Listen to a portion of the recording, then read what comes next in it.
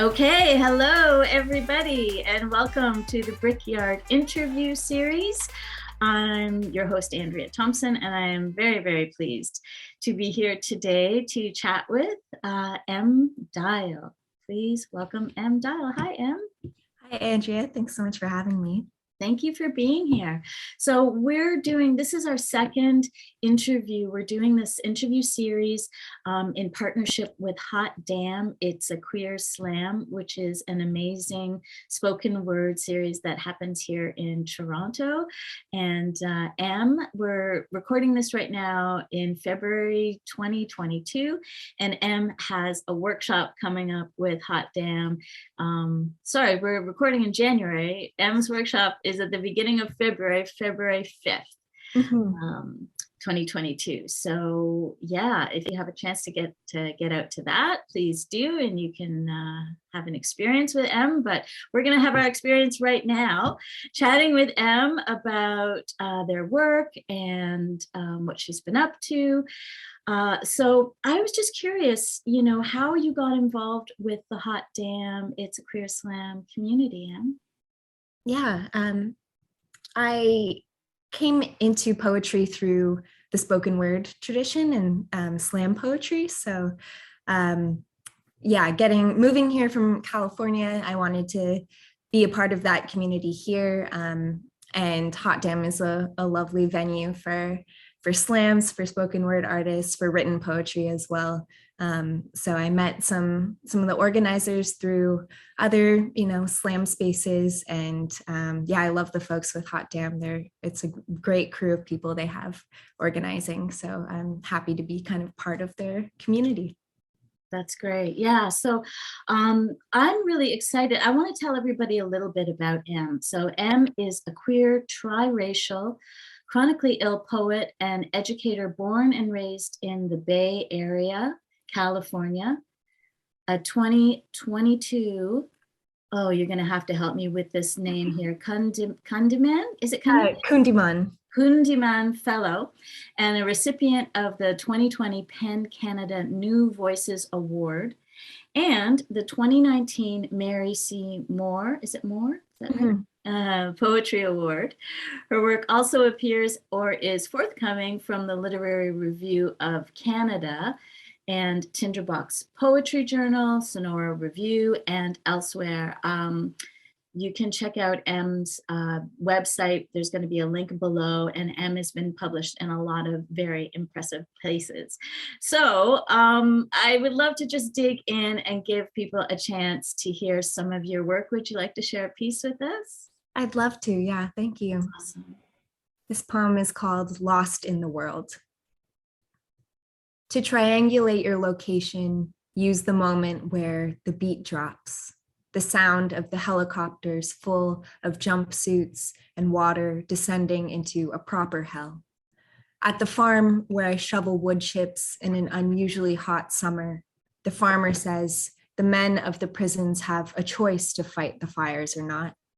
Meanwhile, my uncle's place burns in a town called Paradise. If I could rewind 5 years, I'd find the house still standing and my baby cousins with lungs ashless, untainted by Chevron's senseless cough. To have read Paradise Lost senior year and hated it once would have been an assumable, now a premonition. I theorize half-heartedly that still can be built out of chaos. Like how the same phosphors that are adapted to flash warning at predators also hide the cuttlefish among the detritus. My chest ticks to the rhythm of a frenzied compass. Where are we again? Maybe all the generations dressed in immigration because lost and love are as universal as a drumbeat, but who will survive in America? Are we here yet? Uncle still haggles with the insurance brokers like Sisyphus, pushing a rock up a burning ocean. When I say fuck 12, I mean 12 as in PG&E, as in instruments of destruction in the shapes of presidents. Sometimes the words slip out of me like a landslide. Politics of consent, politics of pleasure, necropolitical climate apocalypse. They all sit in a pile like clothes on the chair, an oil spill of death leaking dewdrops on the floor, commercial break. my brother and I, camouflaged in the Kohl's circular sales rack. My mother beckons us over the loudspeaker. We were found and in the process lost our country of hangers. Meanwhile, my mother found her whole world still in one piece, and it was worth more than its border. Countries like skins of garlic made temporary, to be lost. Despite what the song says, I don't know if I could be lost in the world, even if I tried. It says right there in the title, I'm here in the world. I am new and down in a city heavened by hell. Oh, wow, that's gorgeous. Wow. Thank you so much. Wow, that was beautiful. That Thanks. was really beautiful. Words are sliding out of, words like a landslide. I love that. And that's the experience we just had. Wow, that's great. Yeah, as I said, you know, your resume is pretty impressive, especially as a young writer. And it's really exciting to see somebody, usually, you know, we lose a lot of talent in Canada to the States. So I'm curious, because I saw on your resume that you identify yourself, you were born, I think, and raised in the Bay Area. Yeah. So how did you end up in Toronto? How did that transplantation happen? Sure, yeah. I moved here for love, actually. Yeah, so that's how I came to cross the border north. Someone who I met through poetry, actually. So just another way that it brings people together. But yeah, it's been really lovely to be here, to get to be part of the arts community here, and just witness a new climate, a new environment. It's been only good. That's so cool. It's funny because a lot of a few of the questions that I have today are about community and the idea of community.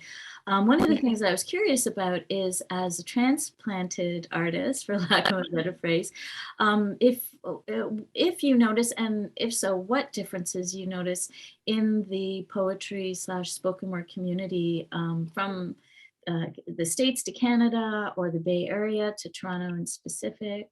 Is there anything that you see there? Yeah, definitely. I think one of my biggest worries moving here was the loss of community. I had really formed a very tight-knit kind of group of other artists and poets that I trusted in the Bay, both through my university spoken word collective, as well as a local slam space in Oakland called the Root Slam, that was just organized by some amazing folks and frequented by amazing folks. So yeah, I think I was worried about losing that, especially because it felt so generative to me to be in a community, not only with peers and people my age, but I felt like I was learning from folks who were older and had been poets and creating for a long time, as well as I was kind of stepping into a mentorship role with some of the younger folks there. So I was worried about losing that, but it's been a great joy to move here. And although the space is very different, and I'm still even now like learning about kind of what spaces feel most home-like to me. It's been great to meet and feel championed by folks who are a little bit more established in their careers. I was really lucky to be paired through the PEN Canada New Voices Award with an amazing mentor, Aisha Sasha John, who's a fantastic poet, of course. And yeah, working with her has been an enormous pleasure. And also finding opportunities to be a mentor here to younger folks through working with organizations like Lakeshore Arts to work with young queer, trans, and two-spirit folks. So yeah, it's definitely feels different. There's like new scenes and new spaces, but I find that common thread of people wanting to look out for folks younger than them or newer to the space than them remains the same, and that's been a huge relief. That's awesome. That's funny. It's like you're answering the question that I haven't asked yet, but I'm about to segue into, which is Sure. something else that I noticed when I was looking into your bio and your background is I'm always interested by the things that artists put in their bio, because this is how you represent yourself in it. And I find these are the things that you've declared are important. And you just mentioned the Root Slam. You talk in your bio about being a member of the Green Room Collective. And I should say to people, this is from M's extended bio, which you can find on her website. You were talking about the mentorship experience of being a coach and the team member of the Stanford Slam team and the Stanford Spoken Word Collective. And you had a phrase there that I thought was really interesting. You said it's where your infatuation with poetry was born and nourished. So there was a couple of things that were interesting to me from that. One was the idea of these spaces as a kind of incubator for emerging artists, for people to kind of explore and have some freedom, some creative freedom to explore and have support. So you've spoken a little bit about that, but I would love to know if there's anything else that you want to talk about in specific, that kind of incubator for emerging artists idea. And also, how did you become a poet? How did this all come about for you? Sure, yeah. I guess the two kind of go hand in hand because I came into poetry. It surprised myself, I guess. Through my childhood and into high school and university, was very interested in math and science and kind of thought that I hated language arts and English class and poetry and things like that. Although now that I think back on it, I was kind of writing little, poems or songs as a kid. I think, I don't know, maybe just like some sort of internalization of how society doesn't really value the arts got to me or something. But by the time I reached university, I was very focused on going into biology, which is what I ended up studying. But yeah, I started watching spoken word videos just on YouTube. It was something that just kind of came up, and I watched more and more and just got more interested in it, wrote 2 poems. And meanwhile, I was going to spoken word shows that the Stanford Spoken Word Collective was putting on at my university. And I just saw this fantastic group of humans that looked like they were having so much fun and getting to talk about things that are really difficult to talk about otherwise.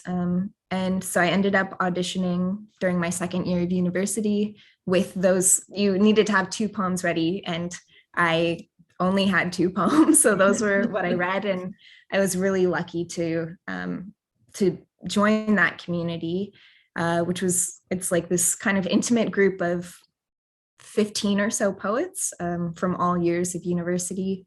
And yeah, it's special. There's really deep traditions. It's been around for many years at Stanford. And I think something that moved me very early on was when you join the collective, there's at this first meeting, which is at nighttime with candles. It feels very, I don't know, sacred or something. We go around in a circle and read all the names of all the past members of the collective. And I think that was something that felt very special and unique and was very necessary for establishing a true sense of community, because especially in university spaces, and now I find also in urban spaces where people are moving in and out of them a lot, a lot of young people who are only there for a few years, maybe having some sort of active archiving and history making is necessary to make you feel connected to people who you might not meet, but share this very close affinity group with. So I think that kind of taught me very early on the importance of like, when creating a space, just sort of archiving who are the ones who are championing and embodying that group and that collective, and that community. So I'm very grateful that I was able to be a part of that group, as well as like the many other creative communities I've gotten to be a part of since. That's great. That's great. I feel exactly the same way in terms of this idea of the lineage. And for me, it was something that came as I got older. And maybe it's because I got into spoken word later.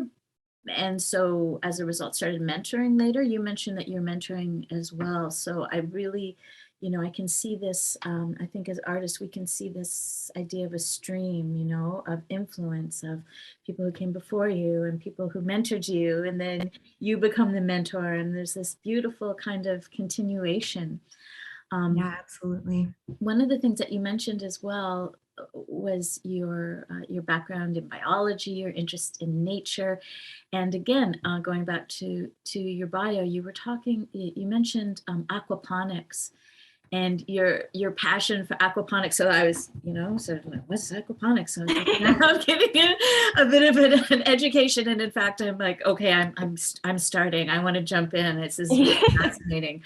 But again, I'm always interested in how does that, to have that on your bio as an artist, I'm like, this is really interesting. Like that, how does that kind of interplay in terms of your creative process? That I think somewhere I saw that you were referring to it as the natural, unnatural, or kind of like that dichotomy. Mm-hmm. Is that something that you find plays out in a strong way in your work? Yeah, absolutely. I think because of my like academic history in biology and ecology, as well as my father also like studied aquatic biology when he was in school, and I spent a lot of time just outdoors as a kid.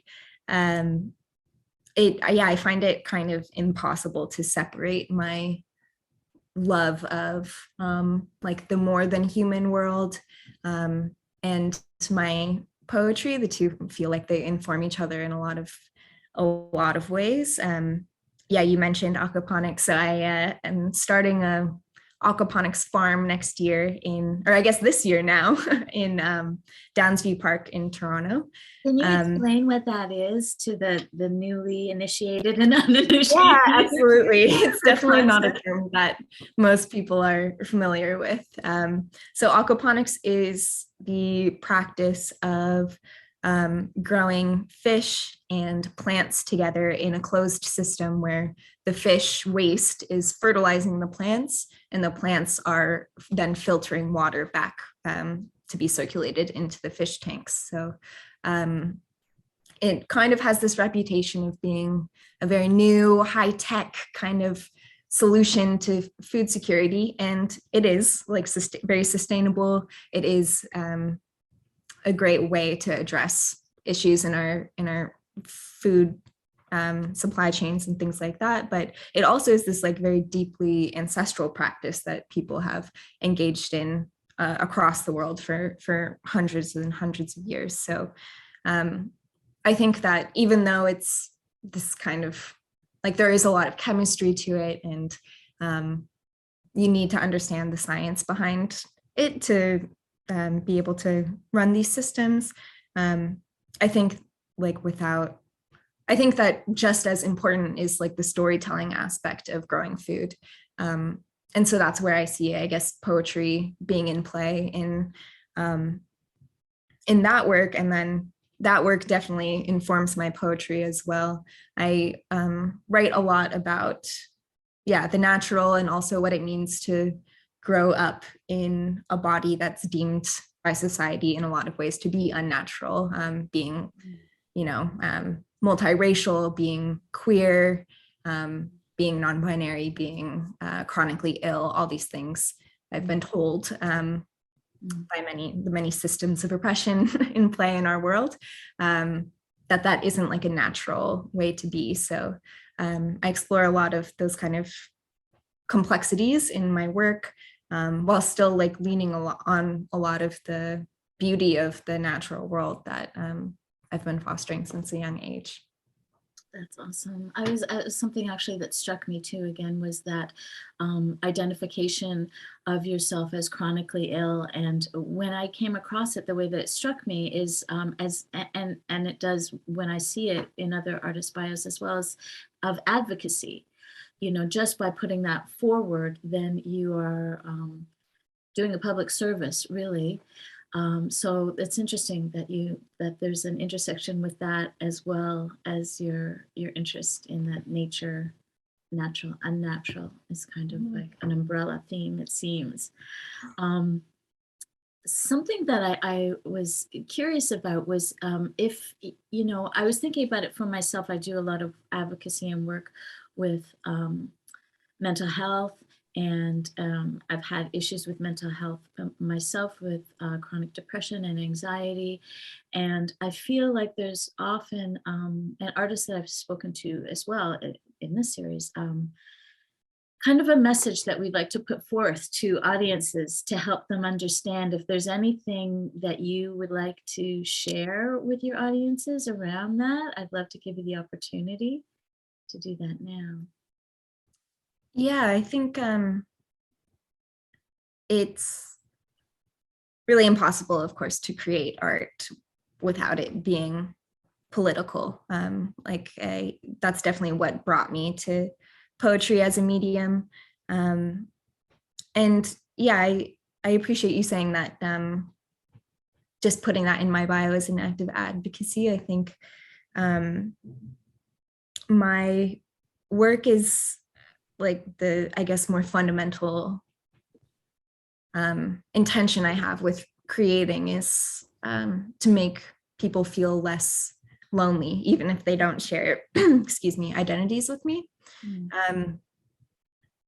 I think that's what has drawn me to art of all different kinds, is feeling a little bit less alone in a world that often makes us feel very, very lonely. I was at a talk with this poet, Fatima Oscar, who said that they see their work as a loneliness beacon, kind of pinging other people, calling out to others. And yeah, that really has resonated with me ever since, even though that was many years ago. I think I approach my work in kind of the same way. And I think in finding commonalities, even if they're not shared identities, just like seeing each other's humanity through each other's art, like creates community, creates a sense of unity, and allows us to, I think, push for, you know, a more beautiful world, a more sustainable world, a world without prisons and policing and all these violences that affect all of us. So some of us obviously much more than others. So yeah, I think that's what I hope my readers walk away from my work with. That's the goal anyways. Awesome, thank you. Speaking of walking away with your work, I read that you've been working on your debut poetry collection, which I'm very excited about. Is it still called Triangulation? I read that was the working title. That was the working title. It's now like most likely not going to be called that, although I'm not for sure what it is going to be called. But the central, I guess, themes of the work remain the same. And what is that? Can you tell us a bit about what you're cooking up there? Yeah, absolutely. This work kind of explores multiracial identity, especially in kind of the context of America, which is where I grew up. And yeah, it gets into histories of eugenics, deals with contemporary racial politics, especially like fetishization of mixed women and femmes, and yeah, kind of obsesses over meaning making around place, and what home means in our current like political, ecological, et cetera, landscapes. That's interesting. I'm thinking about when you started that sentence, what home means, and I was thinking about from what I've heard you speak about in your work so far is it's like the location of home within the body as well. Seems to be a big theme that you work with. So I would love to hear another piece. Do you have another piece you'd like to share with us? Yeah, absolutely. This poem is called Lil Michaela Contemplates My Freckles. Lil Michaela is a like AI influencer on Instagram who sings and stuff, but is this like, you know, virtual persona. Lil Michaela contemplates my freckles.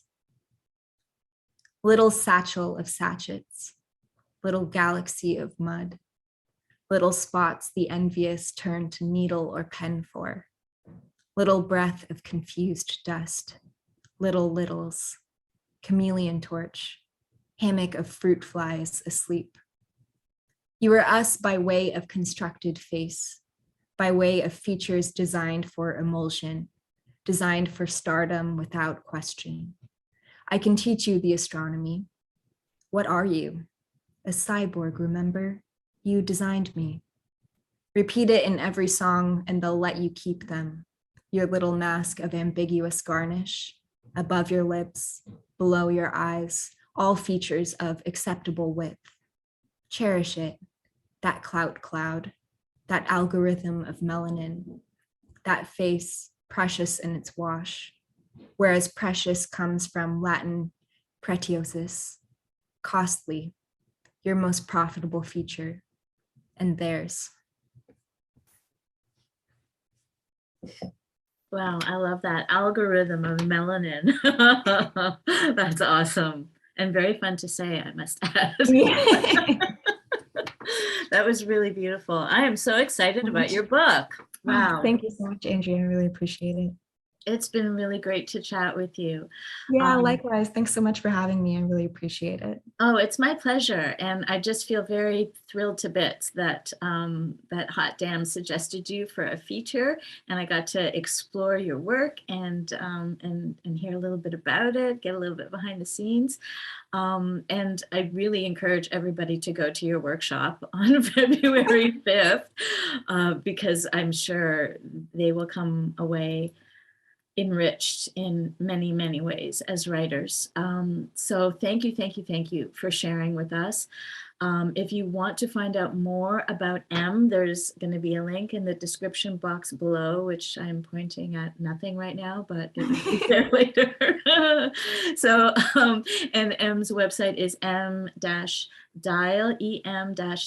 em-dial.com. And if you'd like to find out more about Hot Damn, it's a queer slam. Please visit them at queerslam.com. Yes.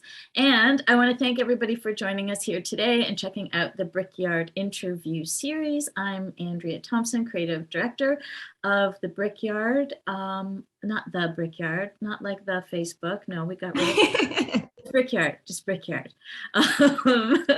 And please come back again. We will have more fabulous interviews like this with Hot Damn artists, as well as artists from the Toronto Poetry Slam. So thanks everybody for joining us and have a great day. Thanks, and take care. Thanks so much. Thanks.